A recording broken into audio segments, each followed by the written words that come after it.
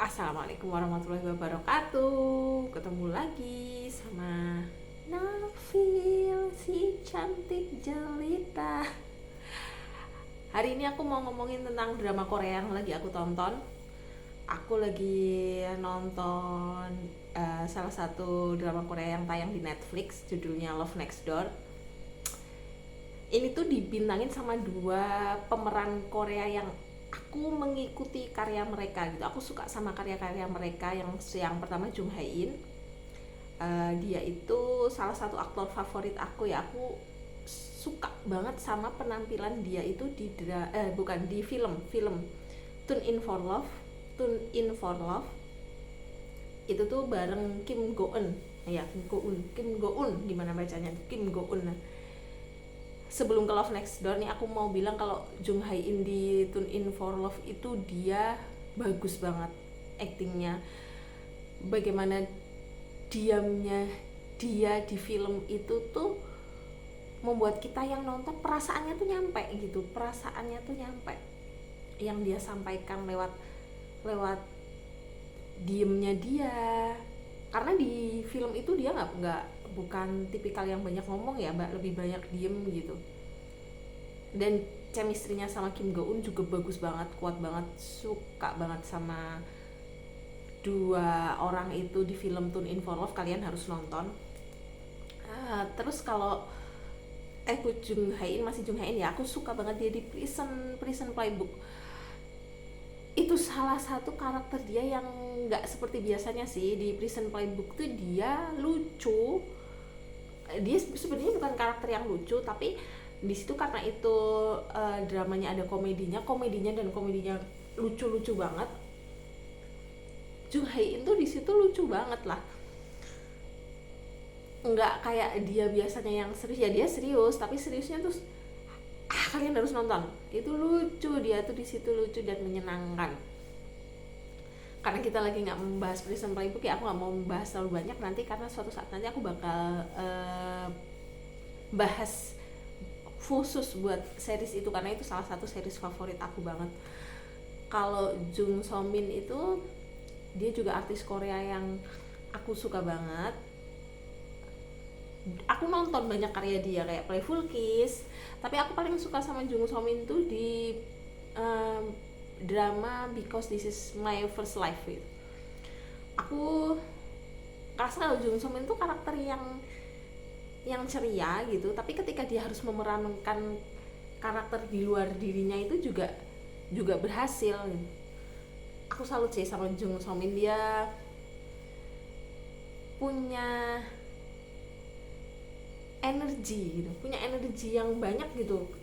Itu tuh tersampaikan gitu lewat karya-karyanya dia gitu. Energinya tuh selalu energi yang positif. Dia ngaku nggak kenal sih, tapi dia kayaknya orang yang berpikiran positif gitu. Jadi dia kalau main peran apapun tuh kayak selalu menikmatinya. Jadi energi dia yang menyenangkan, energi dia yang menikmati karya dia itu tersampaikan ke penonton gitulah. Nah, sekarang aku mau ngomongin drama Korea Love Next Door. Bakalan banyak spoilernya, jadi buat kalian yang belum nonton mendingan di skip sih.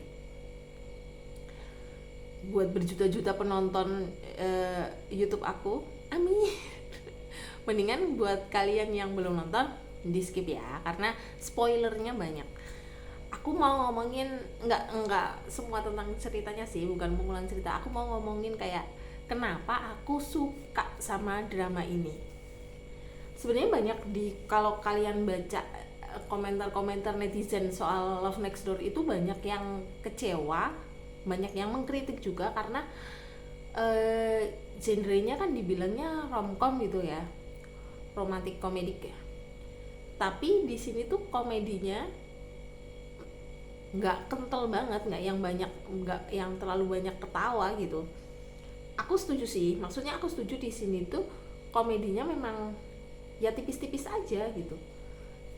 Atau mungkin banyak orang yang bisa menangkap itu sebagai komedi, aku nggak ngerti juga. Tapi bagi aku itu komedinya memang tipis-tipis aja gitu. Lebih ke slice of life, iya memang drama ini Love Next Door ini lebih banyak ke slice of life-nya. yang mana menurutku bagus, aku suka malah. Salah satu yang bikin aku suka banget sama ceritanya itu ketika Love Next Door menunjukkan kritiknya terhadap parenting di Asia ya, kayak Jung So Min ini diceritakan sebagai anak pertama perempuan, dia punya adik laki-laki dan dia tuh jadi kebanggaan keluarga. Dia dari sekolah gitu, dia tuh orang pekerja keras yang pengen selalu berprestasi, mau mendapatkan apa yang dia inginkan dan dia bisa mendapatkannya gitu. Dia bekerja di pekerjaan terkenal gitu di Amerika, terus dia punya pacar yang mentereng ya, orang tuanya tuh bangga banget sama dia gitu, dan dia tuh jadi anak yang selalu dibangga-banggakan gitu loh, ngerti nggak? Yang selalu kalau ada orang tua cerita, anakku ini loh gitu, bisa kerja di sini, bisa lulus kuliah ini. Nah, Jung So Min itu gitu, dia kuliah di universitas terkenal, terus habis itu dia kerja di kantor yang terkenal, dia benar-benar mengangkat derajat orang tua gitulah, kayak membayarkan kegagalan orang tua. Nah ini di sini tuh ada sudut pandang gimana orang tua Jung So Min ini tuh nganggep anaknya ini jadi kayak penyembuhan bagi mereka yang gagal gitu. Aku nggak bisa sampai titik itu, yang penting anakku bisa gitu. Jadi itu ternyata jadi bebannya si So Min. Dia kayak akhirnya merasa tidak bisa banyak terbuka sama orang tuanya gitu. Dia takut orang tuanya tahu kalau ketika dia misalnya di sini diceritakan sakit, terus dia juga kehilangan pekerjaan, dia tuh nggak bisa terbuka gitu sama orang tuanya karena dia tahu orang tuanya itu tidak akan menerima itu. Bener aja waktu dia membatalkan pernikahannya, terus dia pulang ke Korea, dia tuh dimarahin gitu. Bukannya ditanya dia kenapa dulu nih anakku, kenapa, apa yang terjadi di hidupmu. Secara mereka kan terpisah jauh gitu, Korea dan Amerika, tapi itu bapak dan ibunya ini astaga, mereka tuh nggak nanya gitu. Maksudnya mereka tuh langsung marah dulu, langsung nuduh dulu.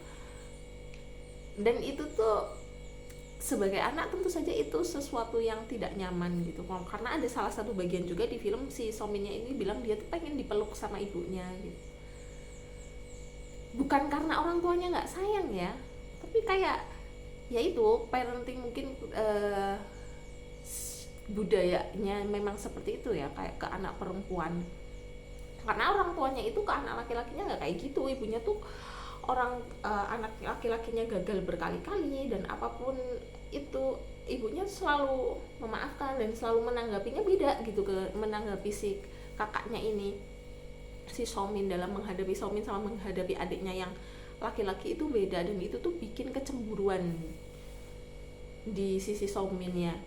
Ini sebenarnya tema ini mungkin banyak ya udah dibahas di berbagai drama Korea, tapi aku suka sih kayak yang memang itu sesuatu yang berarti dirasakan banyak orang juga, termasuk di Indonesia ya, kayak yang kalau anak laki-laki tuh nggak harus melakukan pekerjaan rumah tangga, nggak dididik secara, nggak dituntut secara apa ya, nggak, orang tuanya nggak menaruh harapan yang terlalu tinggi, kayak selalu ada kesempatan untuk gagal berkali-kali. Sementara buat anak perempuan tuh nggak kayak gitu ya. Mungkin ini juga dirasakan sama banyak orang di banyak keluarga. Dan menariknya si Jung So Min ini akhirnya berani ngomong gitu loh, dia berani marah ke ibunya. Itu salah satu adegan yang aku suka banget, ketika dia mengungkapkan perasaannya ke ibunya. Kenapa sih gitu, kenapa sih aku tuh nggak boleh gagal, intinya kayak gitu. Aku lupa dialognya. Pokoknya keberanian si So Min buat mengungkapkan perasaannya ini salah satu yang aku garis bawahi banget dari drama Korea ini. Iya, pada akhirnya memang sebagai anak harus berani buat harus berani buat mengungkapkan perasaan gitu. Kayak ya mungkin orang tuanya kalau nggak diomongin tuh selamanya nggak akan mengerti apa yang dirasakan orang tua, yang dirasakan anak gitu. Kayak mungkin kita sebagai anak, aku kan juga pernah menjadi anak, iyalah masa tiba-tiba lahir besar. Kadang kita ngerasanya tuh kayak harusnya orang tua aku paham sih, nggak mesti gitu. Orang tua tuh nggak ternyata juga bisa nggak paham kalau kita nggak ngomong. Di drama itu ketika si Sominnya berani mengungkapkan perasaannya, akhirnya orang tuanya melunak. Begitu, meskipun tetap ya orang tuanya tuh tetap punya harapan yang tinggi buat si Somin. Dan salah satu yang sedih lagi itu ketika si Somin menemukan mimpinya.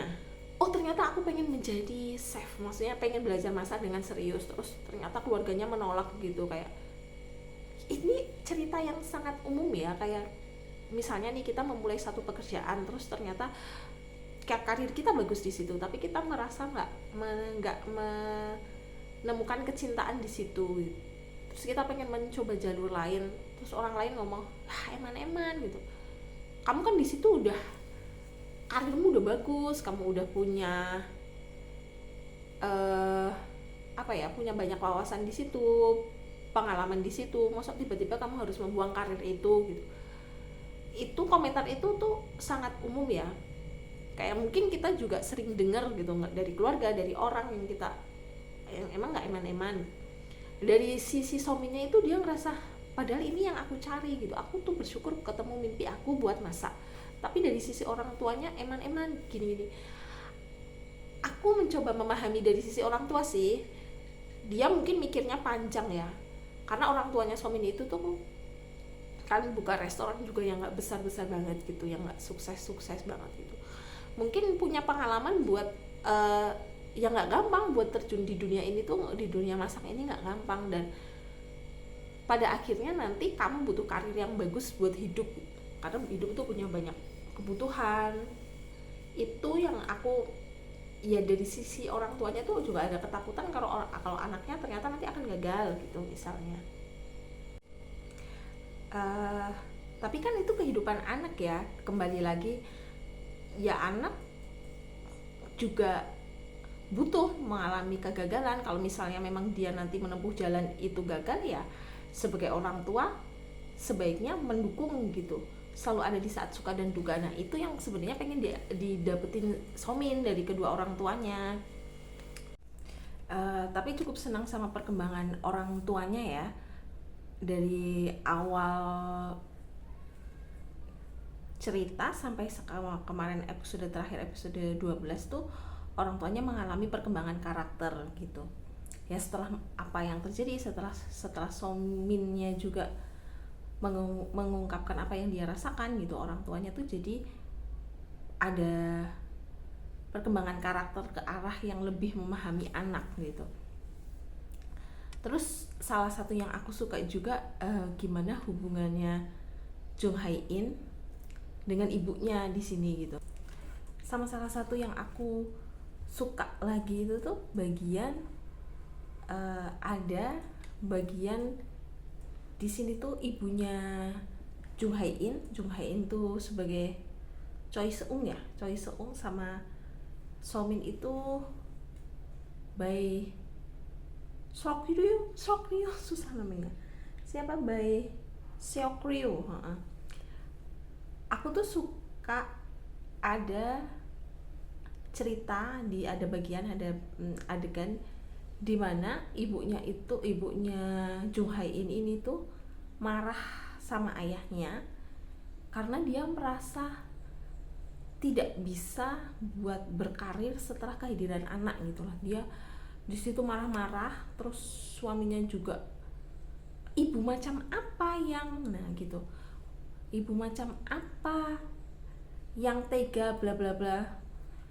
Itu kalimat yang mungkin dibebankan banget sama seorang ibu ya. Aku melihat di sini tuh ibunya Jung Hae In ini tuh dia mengungkapkan perasaannya yang harus kehilangan banyak hal setelah dia memiliki anak gitu. Ini kayak kemarin yang aku ceritain di videoku sebelumnya itu, tentang beban ibu rumah tangga, beban pengasuhan. Nah ini yang dirasain sama ibunya Jung Hae In itu, Jung di sini ya, ibunya Choi Seung itu di drama ini tuh kayak gitu. Dia tuh merasa kehilangan kehidupannya, kehilangan karirnya, karena dia juga harus mengurusin semua kebutuhan anaknya. Dan sialnya ketika dia berkomunikasi dengan suaminya itu tuh tidak menemukan titik temu gitu, malah mereka tuh bertengkar. Ceritanya kan karena suaminya juga dokter, sibuknya luar biasa. Dan sedih banget di part itu ketika Choi Seungnya, ketika Jung Hae In-nya ini tuh kecil dan dia tuh mendengar pertengkaran antara kedua orang tuanya. Nah, dari sini itu kita bisa melihat bagaimana karakter Seung itu tuh tumbuh jadi orang yang tidak terlalu berani buat mengutarakan isi hatinya gitu. Kayak misalnya dia tuh udah lama banget nih suka sama si Somin nih, sama si Seok Ryu ini, tapi dia tuh nggak berani ngomong tentang perasaannya itu. Salah satunya tuh karena dia tidak memiliki kepercayaan diri gitu. Karena apa? Karena dia juga dia tuh tumbuh di keluarga yang kurang harmonis. Waktu kecil aja itu dia itu anak yang dititipin ke tetangga, yang tumbuh di rumah tetangga. Jadi bukan berarti anak yang tidak tumbuh bersama orang tuanya tuh pasti seperti itu, tapi memang kedekatannya di sini ya, di drama ini kedekatannya si Jung Hae In sama kedua orang tuanya tuh emang minim banget, sampai dia tuh sampai gede ngomong sama ibunya tuh kayak yang sulit banget, nggak ketemu gitu. Kalau mau ngomong itu bener-bener seadanya dan nggak pernah mengungkapkan isi hatinya, nggak pernah deep talk, itu nggak pernah. Mereka deep talk itu setelah si ibunya ini sakit gitu. Setelah ibunya ini sakitnya belum ketahuan apa ya, pokoknya ibunya sakit ini sering lupa gitu, terus ibunya tiba-tiba menghilang, ketemu di hutan deket kuil gitu. Nah mereka nangis-nangis, baru di situ tuh saling mengungkapkan perasaannya kalau si Jung Hae In ini tuh butuh gitu ke ibunya. Dan akhirnya setelah itu mereka baru menjadi keluarga yang hangat gitu. Nah ini yang lagi-lagi yang aku tadi bilang soal si Somin juga, soal si Seok Ryu juga. Anak tuh mungkin juga butuh buat mengungkapkan perasaannya, apa sih yang aku rasain, apa yang aku suka, apa yang aku nggak suka. Dan tentu saja orang tua baiknya merespon itu dengan terbuka gitu, apapun yang diungkapkan oleh anak. Nah terus yang lucu tuh menurutku chemistry-nya si Jung Hae In sama Somin. Banyak banget yang mengkritik di awal kalau mereka tuh nggak punya chemistry sebagai couple gitu, chemistry-nya tuh kurang gitu katanya. Netizen tuh banyak yang komentarin kayak gitu. Nah menurut aku ini tuh bukan mereka yang nggak punya chemistry gitu, tapi di drama ini kan memang diceritakan mereka tuh dua orang yang terjebak friendzone terlalu lama dan sebenarnya saling menyimpan perasaan. Nah kekakuan di antara keduanya itu yang bukan karena mereka nggak ada chemistry, tapi karena memang ceritanya kayak gitu, karena mereka memang orang yang terjebak friendzone, orang yang terjebak friendzone. Mau terang-terangan menunjukkan sayangnya, sukanya itu kan sulit juga. Jadi memang kekakuan di antara keduanya itu memang karena mereka temen yang saling suka, jadi memang kaku-kaku begitu gitu. Dan itu malah yang justru menurutku menarik gitu. Kita nggak seperti banyak drama Korea yang lain yang pasangannya tuh kelihatan bucin banget sejak awal, atau memang ya bucinnya tuh beda gitu, sukanya tuh beda, karena mereka memang udah lama banget, puluhan tahun terjebak friendzone, terus tiba-tiba mau mesra itu kan pasti sesuatu yang canggung, kaku. Dan menurutku itu malah menarik, gemesnya mereka itu di situ. Nah salah satu yang menurutku lucu juga itu ketika melihat mereka di balik layar, itu tuh gemes banget tau, si Hae In sama Somin. Apakah mereka beneran akan pacaran setelah drama ini? Fansnya pasti berharap banget ya, aku juga sih. Karena mereka lucu banget, kayak si Hae In ini kan tipikal orang yang cool ya, dingin gitu, kayak nggak terlalu banyak sebelumnya tuh aku nggak melihat dia terlalu banyak ketawa. Kim Go Eun dalam salah satu interviewnya itu bilang juga, dia tuh bilang kalau Hai In ini orang yang tidak terlalu banyak bicara dan tidak terlalu banyak bercanda gitu, tapi ketika dia sama Somin dia tuh kelihatan banyak banget ketawa. Pasti setuju deh kalian lihat interviewnya mereka berdua gimana gemesnya Hai In sama si Somin, dan mereka sekarang lagi di Bali. Wah, kita bakalan nunggu foto-foto mereka di Bali. Beberapa videonya udah viral ketika mereka di bandara, lucu banget. Ada ibunya Hai In, ada adiknya Hai In, dan si Hai In-nya ketangkap kamera ketika minta adiknya buat jagain Somin. Aduh, gemesnya. Ya ampun, emak-emak ini lumayan juga melihat drama Korea. Tapi itu sih, itu yang membuat aku merasa seru tuh tetap sisi parentingnya ya. Sisi drama Korea ini tuh nge-highlight parentingnya orang Korea gitu, orang Asia. Aku suka.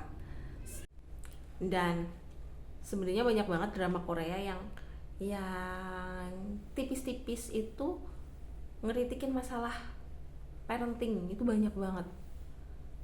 Aku selalu suka kalau kalian nonton My Atypical Family, itu juga ceritanya tuh sebenarnya tentang superhero yang kehilangan kekuatannya gitu premisnya, tapi di situ tuh ditunjukin bagaimana seorang ibu di sini tuh, ibunya mereka itu tuh memiliki peranan besar ke kesehatan mental anaknya gitu, sampai ada yang anaknya kehilangan kepercayaan diri dan lain-lain. Aku bakal bahas ini di video lain tentang series ini. Jadi mari kita menunggu episode Love Next Door ke-13 besok. Pasti gemes banget karena di sini Hai In sama Somin yang diceritain udah pacaran, dan mereka pacarannya masih menutup-nutupi. Dan aku kurang suka sama teori-teori ending, set ending atau apapun itu. Kenapa ya ada orang suka berteori tentang ending drama? Oke, menebak-nebak gitu, tapi menyebarkannya ya nggak apa-apa sih sebenarnya, tapi aku kurang suka buat kalau nonton drama gitu, nggak suka mikirin endingnya sih. Kayak ya udah kita ikutin aja gitu, dan biarkan akhir itu menjadi misteri. Ya biarkan nanti kan kita juga akan sampai di sana gitu. Karena soalnya kalau kita menebak-nebak ending itu jadi kita males nggak sih nontonnya. Kayak kita ngerasa nanti endingnya kan bakal begini. Ya udah sih, ditonton aja. Siapa nih yang setuju kalau Love Next Door seru banget? Udah dulu ya, dadah, assalamualaikum.